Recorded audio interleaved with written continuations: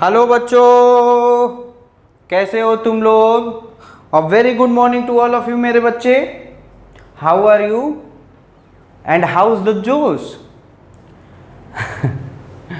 I think actually I don't think, I hope, actually I don't hope, I am much confident that in this lockdown, actually not in lockdown, this pandemic situation, of course you are keep on studying। आप बिल्कुल पढ़ रहे होंगे, क्योंकि आप नहीं पढ़ेंगे तो फिर आने वाली चीज़ें आपको दिक्कत देगा। आप ये बिल्कुल मत सोचिएगा मेरे बच्चे कि जब कोचिंग खुलेगी तो कोचिंग में रिवीजन करवाया जाएगा। एक बात। दूसरी बात, अगर जो हम लोग रिवीजन करवाएंगे तो हम लोग के पास इतना सफिशिएंट टाइम में कोर्स नहीं, मतलब इतना सफिशिएंट टाइम नहीं है कि आप लोग के कोर्स को पूरा किया जा सके। So you just try to understand your problem with my problem कि we are unable to revision. और दूसरी बात, ये सब जो चीज़ें बेसिक आपको ना ये सब चीज़ें नहीं आएंगी तो ऑफ कोर्स आपका पूरे जिंदगी में, पूरे फिजिक्स की बात कर रहा हूं, पूरा फिजिक्स स्थिति खराब रहेगा। कहीं आप धीरे धीरे समझेंगे तब तक कहानी खत्म हो जाएगी। तो आप इसको बात को समझिए, चीज़ों को संजीदगी से लीजिए। ओके, तो हम लोग आज एक नया चैप्टर शुरू करते हैं और उस चैप्टर का नाम है एक्सेलरेशन ड्यू टू ग्रेविटी।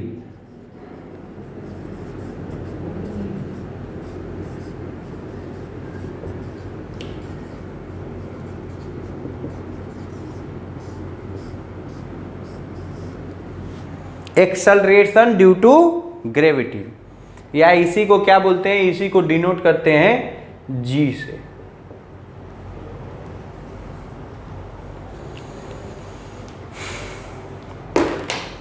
अब देखो, ध्यान से सुनना, ये जी क्या होता, या जी की वैल्यू कैसे आई, या जी क्या कर रहा है, ये सब अपने को नहीं देखना है। वो क्यों नहीं देखना है सर? क्योंकि हम लोग पहले ही बोल चुके हैं कि हम लोग इसका कॉज जो है वो जी कहाँ से आया, कैसे आया, क्या है, उसकी वैल्यू 9.8 मीटर पर सेकेंड ही क्यों है, इन सारे सवालों का जवाब एक चैप्टर आपको देगा और वो चैप्टर का नाम है gravitation. It means what is the value of why we always take value of g is 9.8, why हम लोग कुछ और वैल्यू नहीं ले सकते, क्यों नहीं लेते, what is the reason behind that, ये सब सारी कहानी हम लोग कहाँ पढ़ेंगे, एक्सेलरेशन ड्यू टू ग्रेविटी में, सॉरी ग्रेविटेशन में। कहाँ पढ़ेंगे? ग्रेविटेशन में। तो सर तब यहाँ क्या पढ़ेंगे? यहाँ हम लोग थोड़ी ना बातचीत करेंगे, थोड़ा एक्सेलरेशन ड्यू टू ग्रेविटी के बारे में बातचीत करेंगे और समझने की कोशिश करेंगे कि आखिर में एक्सेलरेशन ड्यू टू ग्रेविटी होता क्या है, उससे क्या क्या चीज़ें हैं। और एक और बात, बहुत मज़ेदार बात बता दूं, जब काइनेमेटिक्स से खूब शानदार क्वेश्चन बनते हैं मेरे बच्चे, कैसे बनते? शानदार, जानदार और ज़बरदस्त क्वेश्चन बनते हैं तो यहीं से बनते हैं। क्यों?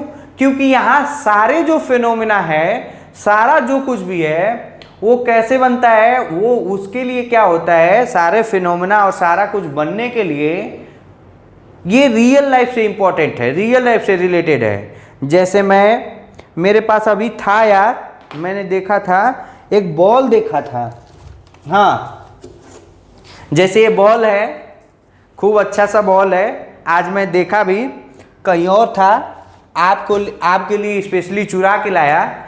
ये रियल में, ये ध्यान से सुनिएगा, इसको मैंने ऊपर फेंका, इसको ऊपर फेंका, ये नीचे आया तो क्यों आया, इसके पीछे क्या रीजन है, ये हम लोग पढ़ेंगे ग्रेविटेशन में। क्या पढ़ेंगे?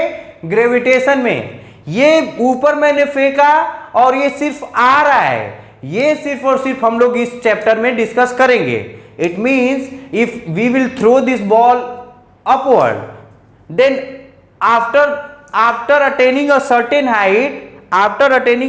height, maximum height, what we call it, come back to its original position. What is the reason behind this? We will not discuss in this chapter, particularly in this topic. इस topic में हम लोग ये discuss नहीं करेंगे, सिर्फ हम लोग ये देखेंगे।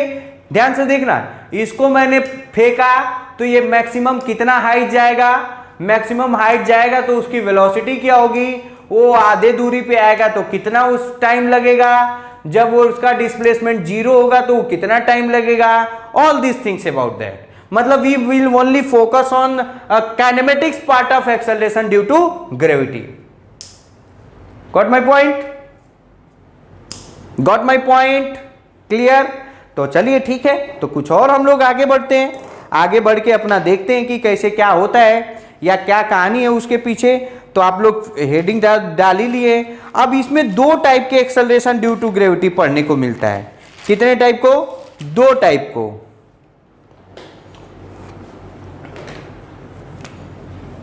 या इसी को बोलते हैं मोशन अंडर ग्रेविटी।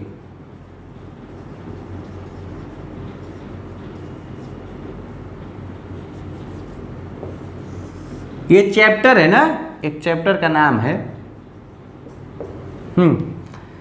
एक होता है वर्टिकल मोशन,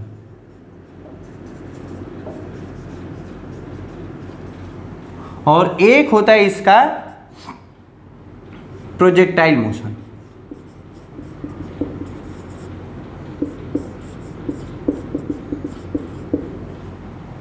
क्या हुआ? एक होगा वर्टिकल मोशन और एक होगा आपका प्रोजेक्टाइल मोशन। इसके लिए कम से कम 6 to 7 लेक्चर, ये भी एक चैप्टर बन जाएगा आगे चल के, जिसको हम लोग बोलेंगे 2D मोशन। ये किस में पढ़ेंगे? 2D मोशन में। हम लोगों का पूरा फोकस इस वर्टिकल मोशन का होगा। जैसे एक बॉल को यहां से फेंक रहे हैं, तो ये बॉल यहां गया और ये बॉल फिर वापस उसी से यहां पे आ गया। वर्टिकल, क्या? वर्टिकल। और बाद में हम लोग पढ़ेंगे कि जहां वो मैक्सिमम हाइट जाके आया, इसी को बोलेंगे एच मैक्स। इस केस में क्या हुआ? इस केस में बॉल डायरेक्टली ऊपर नीचे नहीं जाता है, बल्कि कुछ एंगल जाता है। जैसे ये हॉरिजॉन्टल है ना, हॉरिजॉन्टल, या इसी को कहो जमीन से या तो एक ऐसे जाएगा,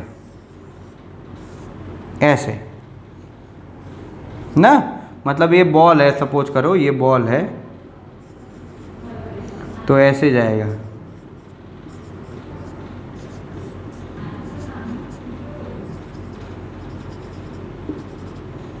या किसी टावर वोर से फेंका गया, ऐसे ऐसे ऐसे ऐसे ना, ऐसे। देखो, ध्यान से देखो, एक तरीका है, ध्यान से देखना। ये देखो, बल्कि वो ज्यादा हो गया। देखो, ये इतने के मिसमैच को ज्यादा हम लोग नहीं देखते हैं। ये देखो, ठीक है। और ये देखो, ये देख रहे हो? यहां मैंने उछाला और यहां आ रहा है, यहां देखिए, देखो, समझ में आ रहा है ना? एक देखो, ध्यान से देखो, ये हो गया वर्टिकल सर्कुलर मोशन, ये हो गया वर्टिकल सर्कुलर मोशन। और एक ये देखो, ये, अरे वाह, ये देखो, देख रहे हो? ये देखो, और एक ये। ओके, तो ये वर्टिकल सर्कुलर मोशन होता है।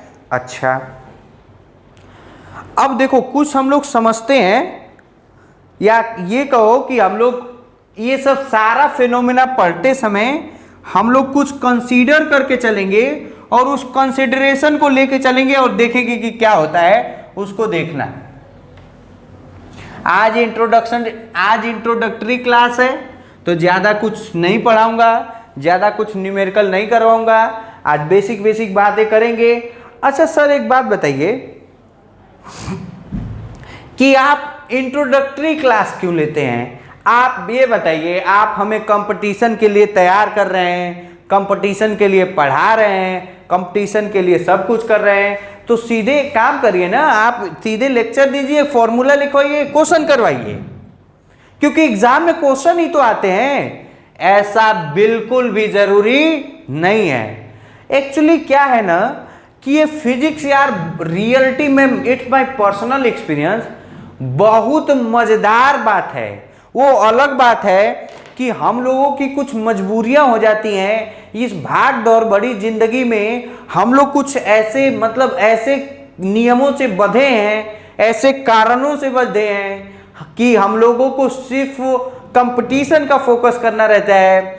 उस भाग दौड़ जिंदगी में कहीं ना कहीं फिजिक्स की जो ब्यूटी है उसको हम लोग खो देते हैं। जो ब्यूटी होता है फिजिक्स का, चीजों को समझने का, नेचर को खूब डिटेल में समझने का, वो कहीं ना कहीं ब्यूटी अपन लोग खो देते हैं। हमेशा हम लोग sine cos tan s equal to u t half a t square सब इसी में उलझ के रह जाते हैं। फिजिक्स रियली में ये नहीं है। फिजिक्स है चीजों को समझना, इंटरेस्टिंग बातों को समझना, अपने आसपास जो कुछ भी हो रहा है उसको कैसे डील करोगे, ये फिजिक्स है। ये तो एक अप्रोच के नाम पे, अंडरस्टैंडिंग के नाम पे, एनालिसिस के नाम पे एक मैथमेटिक्स इन्वॉल्व किया गया ताकि चीजों को और आसान से बनाया। तो इंट्रोडक्शन में मेनली आपको वो जो टॉपिक पढ़ाया जाता है, what is the reason behind that, what is the importance of that topic in our daily life, इसी बात को फोकस किया जाता है। और एक बात मैं और अच्छे से बता दूं कि अगर जो आपको चीजें ये मालूम चल जाए कि ये चीज इस काम में आती है तो वो चीज पढ़ने में आपको बहुत ज्यादा इंटरेस्ट आएगा। उस चीज को आप ज्यादा इंटरेस्टिंग से या इंटरेस्ट से एंजॉय करेंगे मेरे बच्चे। इसलिए आप इंट्रोडक्टरी क्लास को एकदम मिस मत करिए। इंट्रोडक्टरी क्लास को ध्यान से सुनने की कोशिश करो ताकि उस टॉपिक में अभी मैं ऐसे ऐसे गेम खेलूंगा ना, ऐसे ऐसे खतरनाक क्वेश्चन करेंगे अपन लोग कि उसमें हम लोगों को एनालिसिस एनालाइज ही नहीं हो पाएगा कि उस फिजिक्स की पूरी ब्यूटी है कहाँ। Acceleration due to gravity real में मैंने पढ़ा क्यों। तो ये मेरी जिम्मेदारी और ये आपकी नैतिक जिम्मेदारी है कि ये मोरल ड्यूटी कि आप अच्छे से चीजों को समझो कि वो हमारे डेली लाइफ में कैसे यूज होगा। ठीक है, तो हम लोग, ठीक है, कहां था मैं? हाँ ठीक है। तो अब ये सब सारा जो एनालिसिस करते हैं, सारी बातों को जो हम लोग सीखते हैं उसमें कुछ हम लोग कंसीडर करके चलते हैं। सर ये कंसीडर क्यों करते हैं, तो उसका आगे आने वाले रीजन में बताता हूं। तो लिखिए कंसीडरेशन, हेडिंग डाल लो, हेडिंग क्या है को कंसीडरेशन डालो और उसमें 2-3 टॉपिक 2-3 पॉइंट है उसको हम लोग समझेंगे और करेंगे। ध्यान से सुनना, ध्यान से सुन मेरे बच्चे।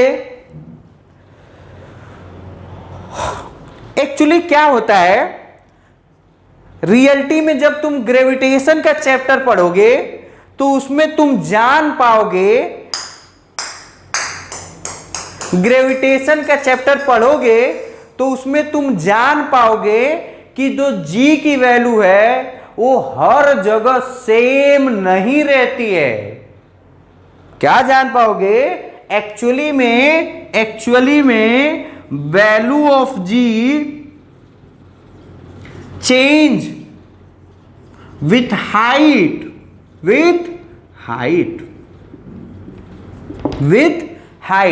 मतलब जैसे जैसे अर्थ के ऊपर जाते हैं वैल्यू जी की चेंज होती है। क्या होती है? चेंज होती है, बल्कि घटती है। रियल बात बताऊं तो घटती है। और जैसे जैसे अर्थ के अंदर भी जाते हैं तो जी की वैल्यू घटती है। लेकिन ये पूरा क्यों घटता, कैसे घटता, ये सब कहां हम लोग सीखेंगे मेरे बच्चे? ग्रेविटेशन चैप्टर में। तो सर यहां क्या आप बताना चाह रहे हैं नया, वो थोड़ा बता देते। तो वो मैं ये बताना चाहता हूं कि ये पूरे प्रोसेस के दौरान जब मैं इसको यहां किसी बॉल को ऊपर फेंका जाएगा या ऊपर से नीचे फेंका जाएगा तो हम लोग ये मान के चलेंगे कि जी की वैल्यू पूरे रास्ते भर में चेंज नहीं हुआ। सर ये तो चीटिंग हुई। ना, ये तो चीटिंग हुई। आप जी की वैल्यू चेंज हो रहा है हाइट के साथ और आप कांस्टेंट मान रहे हो, मैं नहीं खेलूंगा। तो बेटा मेरे खेलना पड़ेगा। क्यों खेलना पड़ेगा? I am going to tell you, मैं बताता हूं तुमको। रियल में जो हमारे आसपास जो नॉर्मल चीज होता है ना, उसमें रियलिटी में जी की वैल्यू चेंज नहीं होती है। कहने का मतलब ग्रेविटेशन चैप्टर में आप सीखेंगे जब हाइट बहुत बहुत कम है, कम इन द सेंस 1-2 मीटर नहीं, 10 किलोमीटर 20 किलोमीटर हाइट रहेगी तो वैल्यू ऑफ जी में कोई चेंज नहीं होता है। मतलब आप यहां पे चलिए, यहां पे खड़े रहिए या माउंट एवरेस्ट पे खड़े रहिए या जहाज में उड़िए, जी की वैल्यू में कोई चेंज नहीं होता है। ये तो फैक्ट, ये रियलिटी है। ये क्या है? रियलिटी है मेरे बच्चे। इसीलिए, और जो सारा तुम न्यूमेरिकल देखोगे, जो न्यूमेरिकल प्रॉब्लम होगा, जो प्रॉब्लम सॉल्विंग टेक्निक होगा, वो यही होगा। एक जहाज उड़ रही है, एक बॉल को फेंका गया, एक ये है वो है, फलाना ढिमकाना, सब यही सब बातें होगी। Getting my point? तो लिख लो, बट लिखो, but we consider that value of g, but we consider that value of g does not change with the height, does not change with the height. Why? Question arise why? तो question लिखो, because in when we study the gravitation chapter, then we are able, when we study gravitation chapter, then we came to know that value of g और bracket में लिख लो change in g is negligible up to height 5 to 20 kilometre, 5 to 20 kilometre. मतलब यहां से 5 Everest की ऊंचाई जानते हो 8,848 किलोमीटर, मतलब लगभग 9 किलोमीटर है। मतलब एवरेस्ट के दुगुना हाइट पे जाओगे ना तो भी जी का कुछ उखड़ने वाला नहीं है, जी चेंज होने वाला नहीं है। जहाज 5 से 7 किलोमीटर ऊपर उड़ती हैं बस। समझ में आ रहा है ना? तो हम लोग क्या मानेंगे, पूरे रास्ते में जी की वैल्यू या इस पूरे चैप्टर में जब तक वो मेंशन किया ना रहे, जब तक वो मेंशन करेगा कि जी की वैल्यू वेरी जैसा तो होगा नहीं, लेकिन जी की वैल्यू हम लोग क्या मानेंगे, कांस्टेंट मानेंगे। तो ये खुशखबरी एक आ गई आपको लिए खुशखबरी, और उस खुशखबरी का आनंद उठाइए। क्या आनंद उठाइए कि सिंस ये जी का वैल्यू ना, जी क्या है, जी की वैल्यू मैक्सिमम लिख दूं, बल्कि आपको नॉलेज के लिए लिख दूं। डिटेल डिस्कशन हम लोग करेंगे, detail discussion in gravitation chapter. यहां नॉलेज में सिर्फ लिख लो, नॉलेज की वैल्यू लिख लो, जी की वैल्यू मैक्सिमम होती है और होती है 9.8, और वो क्या होती है, at the surface of earth. The value of g decreases with both height and depth. मतलब अर्थ के ऊपर और नीचे दोनों जगह जी की वैल्यू घटती है मेरे बच्चे। क्या होती है? घटती है। क्या होती है? घटती है। समझ में आया? तो ये कंसीडर करेंगे। तो ये खुशखबरी थोड़े है, जो खुशखबरी है वो सुनो। सिंस जी की वैल्यू कांस्टेंट है और ये जी रियल में तुमको पहले ही लिखा था एक्सेलरेशन ड्यू टू ग्रेविटी, तो जी क्या है? जी क्या है? एक्सेलरेशन है। क्या है मेरे बच्चे? एक्सेलरेशन है। इसलिए इसका यूनिट क्या हो जाएगा? मीटर पर सेकेंड स्क्वायर। और क्या है? कांस्टेंट। और जब कांस्टेंट है इसलिए जो इक्वेशन के सारे मोशन थे, all the equation of motion, all 3 equation of motion is valid, is valid, is valid। उसको देखेंगे। अभी लिखूंगा, अभी लिख नहीं रहा, उसको लिखूंगा। अभी तो इंट्रोडक्टरी क्लास है ना, तो मजा लो, इश्क और प्यार का मजा लीजिए। सेकंड कंसिडरेशन आप लिख लीजिए, सेकंड कंसिडरेशन लिखिए आप। अब देखो, ध्यान से सुनना,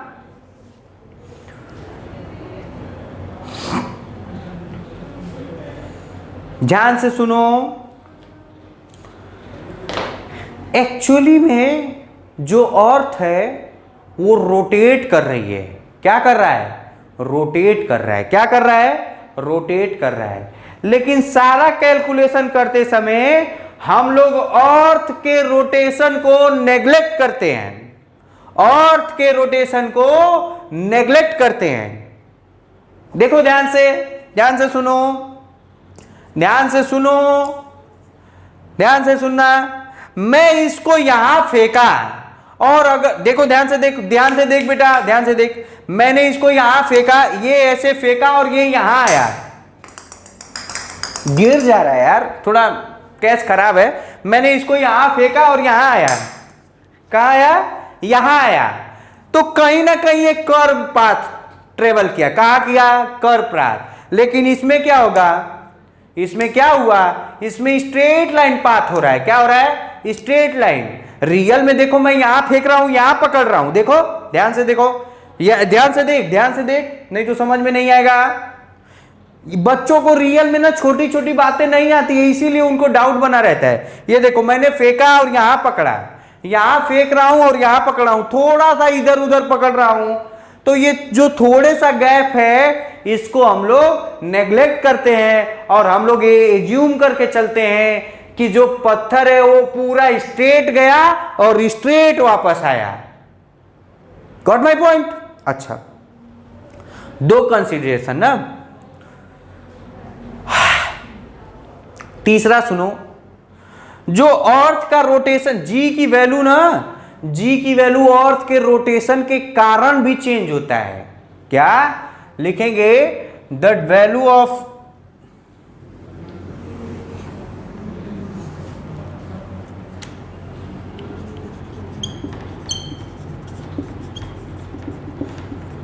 ये सेकेंड है ना, बट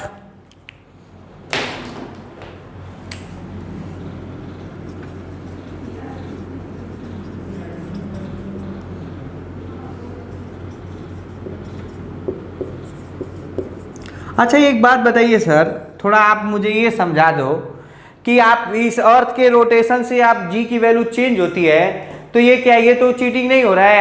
आप कह रहे हैं रोटेशन से चेंज हो रहा है और आप लेंगे, तो बिल्कुल लेंगे यार, क्योंकि जो अर्थ के रोटेशन से जो जी की वैल्यू चेंज होती है भाई, वो बहुत ज्यादा नहीं होता है यार, बहुत ज्यादा नहीं होता है। देखो, जैसे मान लो जी की वैल्यू अगर जो ये 9.8 है ना, तो ड्यू टू रोटेशन जानते हो कितना हो जाएगा? रोटेशन हो जाएगा 0 इक्वल टू 9.8000001 होगा।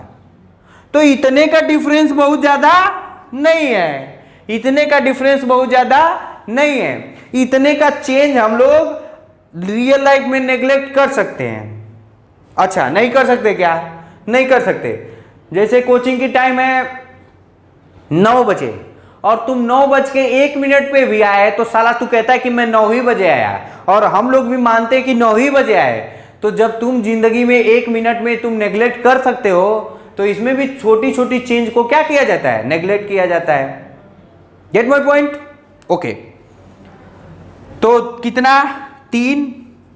एक, अर्थ के रोटेशन को नेग्लेक्ट करेंगे। दूसरा, वो रियल में पूरा का पूरा स्ट्रेट लाइन में ट्रेवल करेगा, वर्टिकली मोशन करेगा। और तीसरा, जी की वैल्यू हमेशा पूरे पाथ में कांस्टेंट होगा, इसलिए इक्वेशन ऑफ मोशन वैलिड होगा।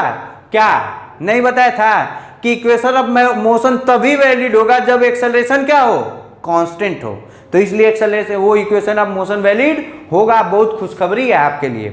अच्छा, दूसरी बात ध्यान से सुनिएगा, दूसरी बात ये है, तीसरी बात, चौथी बात तो आप अपने से देखते रहिएगा कौन सी बात है, मैं बताता हूं। जैसे मैंने इसको फेंका तो जब ये रास्ते में आ रहा था, ऊपर जा रहा था, तो एयर का रेजिस्टेंस तो रहा होगा ना, एयर का रेजिस्टेंस तो रहा होगा ना, एयर तो कुछ रोका होगा उसको, तो वो रेजिस्टेंस को हम लोग इग्नोर करते हैं जब तक क्वेश्चन में ना दिया जाए।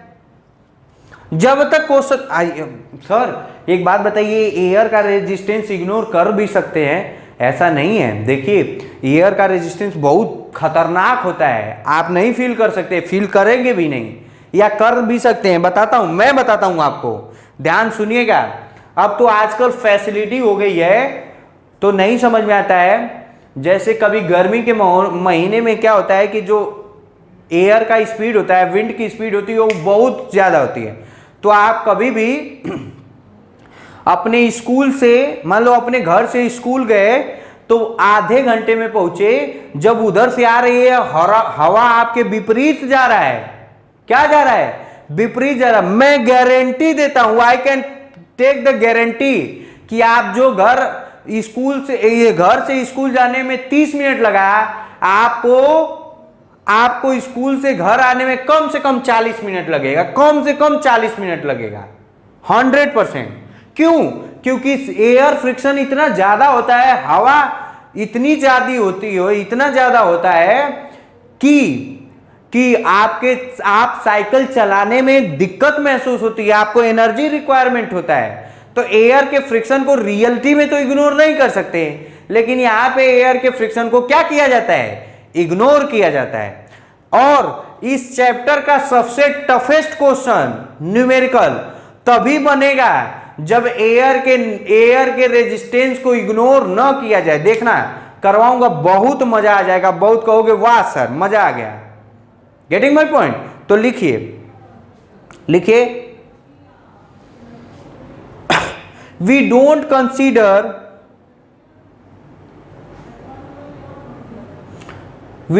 Consider the effect of air, चाहे ब्रैकेट में लिख लो, वी नेग्लेक्ट एयर रेजिस्टेंस। अच्छा ठीक है, कोई दिक्कत वाली बात नहीं है।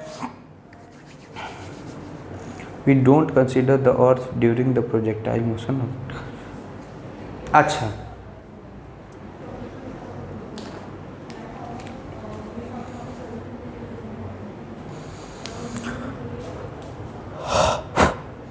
अब कुछ और इंटरेस्टिंग बात बताता हूं, ध्यान से सुनना तुम लोग, और ध्यान से सुनोगे तो समझ में आएगा। ध्यान से सुनना।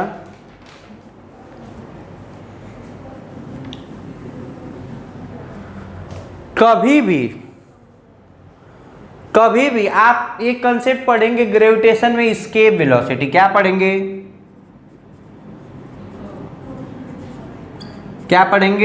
एस्केप वेलोसिटी, पलायन वेग।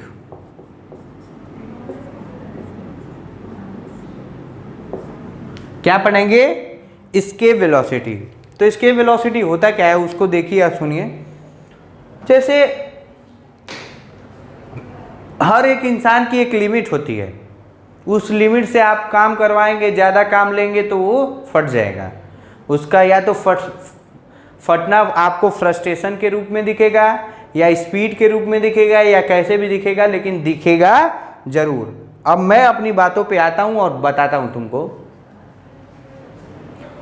अर्थ पर से किसी भी ऑब्जेक्ट को अगर जो 11.2 kilometre 11.2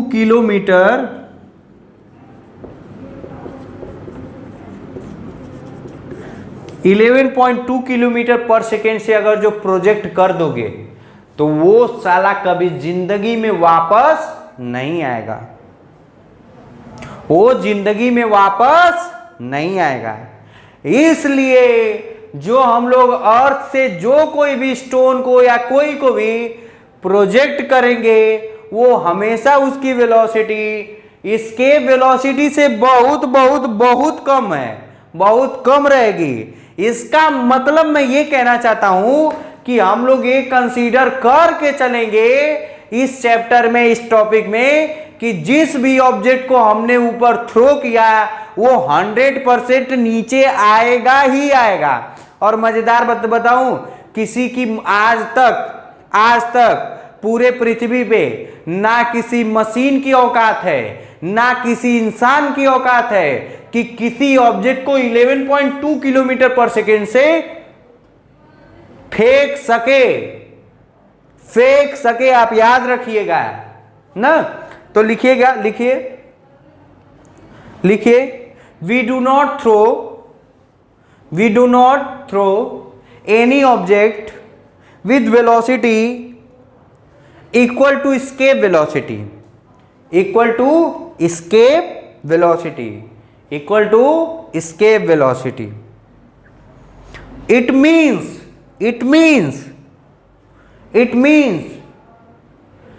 if we throw any object, then definitely it must come back to the earth surface. Definitely it will come back to the earth surface. और जानते हो, ध्यान से मजेदार बात बताऊं, तुम्हें मालूम होगा कि नहीं मालूम होगा, अगर जो कोई भी चीज का अगर जो इतनी एस्केप वेलोसिटी होगा तो साला टिकेगा नहीं। और यही रीजन है, क्या मालूम आप जानते होंगे कि नहीं, मून पे कोई एटमॉस्फेयर नहीं है। Moon has no atmosphere. Moon पे कोई एटमॉस्फेयर नहीं है। क्यों? वाई? क्योंकि मेरे बच्चे, मून पे जो एटमॉस्फेयर के जो सारे पार्टिकल है उनकी वेलोसिटी इतनी ज्यादा, एकदम इतनी है। इसके वेलोसिटी मून का जानते हो कितना है? इसके वेलोसिटी ऑफ मून, ये मून का है 6.8 किलोमीटर पर सेकेंड। मतलब जब मून के नजदीक कोई भी पार्टिकल होगा और उसका इसका वेलोसिटी अगर जो 7 किलोमीटर पर सेकेंड होगा तो वो भग जाएगा, वो मून को कभी आएगा नहीं। और मजेदार बात यह है कि मून के चारों तरफ जो एयर के मॉलिक्यूल, गैसियस पार्टिकल है, उसकी स्पीड इससे ज्यादा होती है।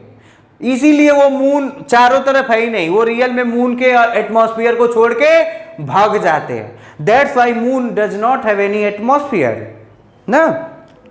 बल्कि ये आप अच्छे से बहुत शानदार बात बता दिया है, आप इसको मजेदार तौर पे आप ले सकते हैं, क्योंकि आज तक पूरा पढ़े थे कि मून के चारों तरफ एटमॉस्फेयर नहीं है। ये आपको रीजन बताया, बिकॉज लिख सकते हैं आप, लिखो बिकॉज द गैसियस मॉलिक्यूल, चाहे air particle, have sufficient velocity as that of escape velocity, that's why they escape from the atmosphere of the moon, from the atmosphere of the moon. मेरे बच्चे, तो I think आपका ये हो गया, ठीक है। तो 2-4 मिनट और बातचीत कर लेते हैं, क्योंकि वीडियो का लेंथ अभी है 5 मिनट और अपन लोग बात करेंगे तो कोई ज्यादा दिक्कत नहीं होगा, बहुत ज्यादा परेशानी भी नहीं होगा। ये लिख लो, कभी भी लिख लो। आज तक कोई दुनिया में कोई ऐसा ना तो मशीन बना, ना तो ऐसा ह्यूमन बना जो रियल में किसी भी ऑब्जेक्ट को ऐसे फेंक दे कि वो अर्थ के साथ एस्केप होके चला जाए। तो सर एक बात बताइए, तो जो रॉकेट चलते हैं, रॉकेट को जो लॉन्च करके भेजा जाता है पृथ्वी पे, तो वो उसका क्या कहानी है? तो मेरे बच्चे, उसको सही बताऊं, उसको एस्केप वेलोसिटी से नहीं फेंकते हैं, नहीं, ऐसा कुछ भी नहीं है। उसके पीछे एक अलग रीजन है, उसके पीछे अलग फिजिक्स है। उस फिजिक्स को हम लोग बाद में पढ़ेंगे, और वो फिजिक्स को हम लोग पढ़ेंगे जब हम लोग पढ़ने के काबिल कब हो जाएंगे, कब हमारी औकात हो जाएगी, वो जब हम लोग न्यूटन लॉज ऑफ मोशन को पढ़ लेंगे। तो आज हम लोग अपना टॉपिक स्टार्ट कर लेते हैं, motion under gravity. Motion under gravity, motion under gravity. तो आपको डिटेल में समझ में आया, समझ में आया ना। जी की वैल्यू हम लोग कम हाइट के लिए क्या लेंगे, कांस्टेंट लेंगे। हम लोग अर्थ के रोटेशन को नेग्लेक्ट करेंगे, एयर के रेजिस्टेंस को नेग्लेक्ट करेंगे ना। हालांकि कभी कभी क्वेश्चन में दिया रहेगा तो अपन लोग करेंगे। अच्छा, अब देखो ध्यान से सुनना, v equal to u plus minus g t, s equal to, यहाँ s के जगह h रहेगा ना, h equal to u t plus minus half g t square, और v square equal to u square plus minus 2gs।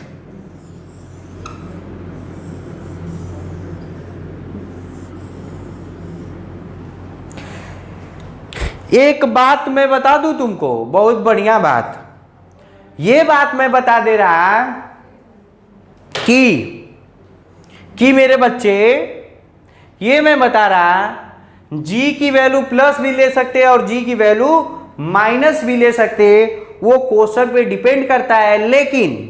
लेकिन जब standard मतलब 99% book में जो g एक्चुअली में g का जब नीचे होता है तो हम लोग g की वैल्यू क्या मानते हैं, वो पॉजिटिव मानते हैं। क्या मानते हैं, पॉजिटिव मानते हैं। I think this lecture is sufficient. Next lecture में हम लोग पढ़ेंगे कि ये फॉर्मूला कैसे यूज करेंगे, इस फॉर्मूला का क्या डेरिवेशन है, डेरिवेशन तो नहीं, इस फॉर्मूले को कैसे कैसे यूटिलाइज करेंगे, क्या क्या पढ़ेंगे। एक क्वेश्चन आप तब तक क्वेश्चन एक होमवर्क के नाम पे लिख लीजिए, उसको करके आइएगा। इतना जानकारी के नाम पे आप इकट्ठा कर लिए, आप करके आइएगा मेरे बच्चे। लिखिए, a boy,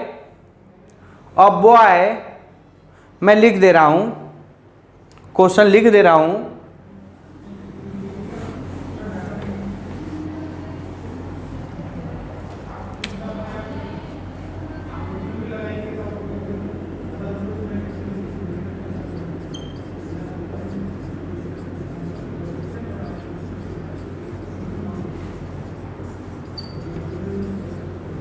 A boy on the top of the tower of height h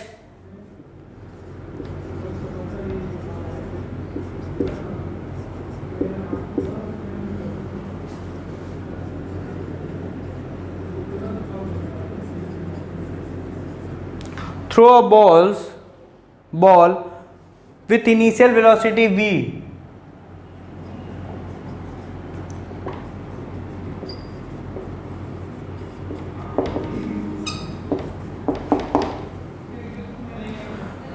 Taking upward direction is positive.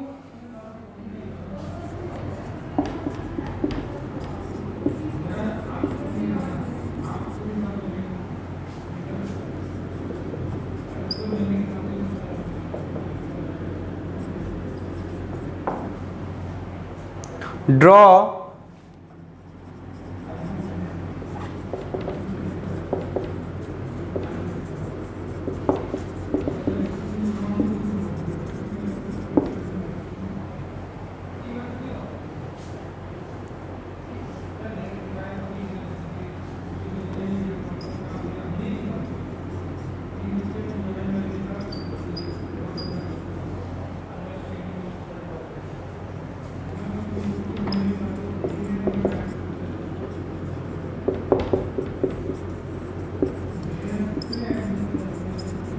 ना, ये आप करके आइएगा। आपको ये होमवर्क है। क्या है, होमवर्क है मेरे बच्चे, क्या है, होमवर्क। तो आई थिंक कल लेक्चर में, कल थोड़ा बहुत न्यूमेरिकल करेंगे, कल मतलब 3-4 लेक्चर इसमें होगा। फिर हम लोग मूव ऑन करेंगे रिलेटिव मोशन में, वो भी काफ़ी इंटरेस्टिंग, बहुत शानदार टॉपिक है।